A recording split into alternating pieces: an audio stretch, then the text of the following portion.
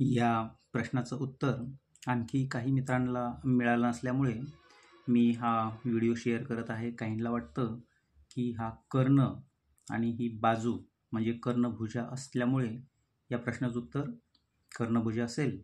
काहींना वाटतं बा को को असेल कारण इथे कोन दिले आहेत भरपूर सारे, तर 2 कोन एक्स्ट्रा घेऊन त्याचं उत्तर लिहूया असं काहींनी अंदाज बांधला. आणि काहींचं म्हणणं आहे बा को बा म्हणजे 2 बाजू आणि 1 कोन. तर हे उत्तर कसं बरोबर आहे हे मी तुम्हाला आता उत्तरात सांगणार आहे.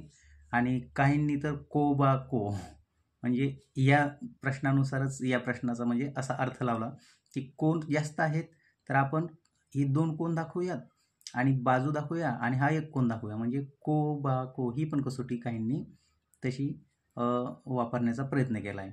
परंतु जे स्पष्टीकरण आहे मी तुम्हाला कशा पद्धतीने देईल ते जर ऐकाल तर तुम्हाला तर खूप समाधान वाटेल. त्यासाठी मी तुम्हाला अगोदर आपल्या व्हिडिओमध्ये समांतर रेषांचे गुणधर्म जे डिस्कस केले त्याप्रमाणे एक समांतर रेषेचाच एक गुणधर्म पुन्हा एक सांगत आहे मी, की जेव्हा तुम्हाला समांतर रेषा दिसतात ना तेव्हा हे अंतर कोन म्हणू आपण किंवा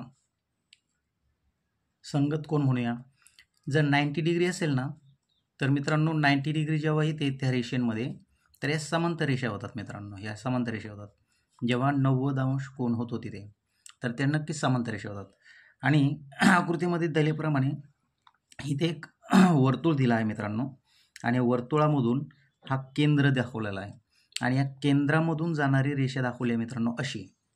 तर याचा अर्थ काय होतो मित्रांनो, जर आपण आकृती थोडीशी अशी जर फिरवली तर याचा अर्थ असा होतो मित्रांनो की ही एक त्रिज्या होते आणि ही एक त्रिज्या होते आणि या 2 त्रिज्या होतात एकरूप. तर या 2 त्रिज्या होतात एकरूप.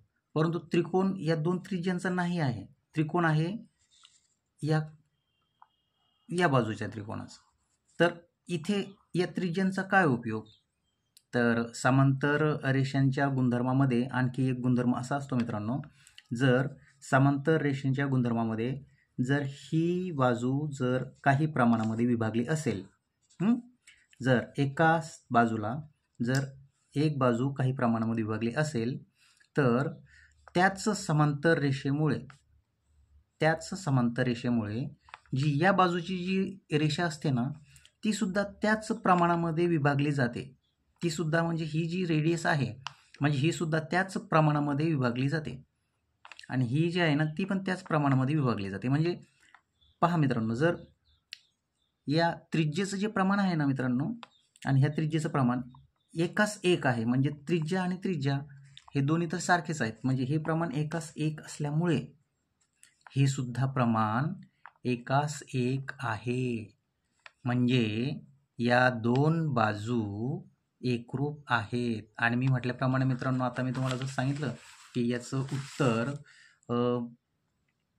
बाजू कोन बाजू कसं आहे हे या स्पष्टीकरणामधून आणखी स्पष्ट होतं की दिलेला हा कोन तर 90 डिग्री आहेच, ही एक त्रिज्या आहेच या वर्तुळाची, म्हणजे आपल्याला ही त्रिज्या तर भेटली आहे आणि या त्रिज्येचा पण उपयोग करून इथे आपल्याला ते समप्रमाणात विभागलेल्या या 2 बाजू भेटल्या.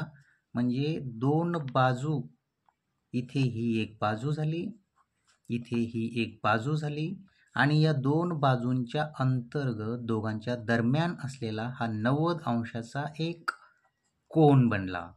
म्हणजे आपल्याला जे त्रिकोण भेटले आहे ते त्रिकोण भेटले आहे बाजू कोन बाजू या गुणधर्माने एकरूप.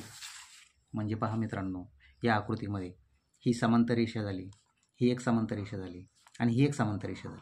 या तिन्ही समांतर रेषांमुळे जे बाजूंचे विभाजन झालं आहे ना ते ही रेडियस आणि ही पण रेडियस, म्हणजे ही एकास एक प्रमाणामध्ये विभागली गेली आहे.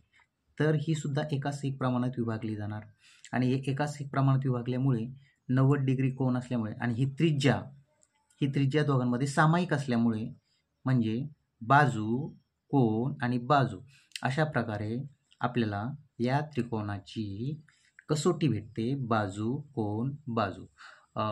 व्हिडिओ आवडल्यास नक्कीच शेअर करा आणि लाईक करा. धन्यवाद.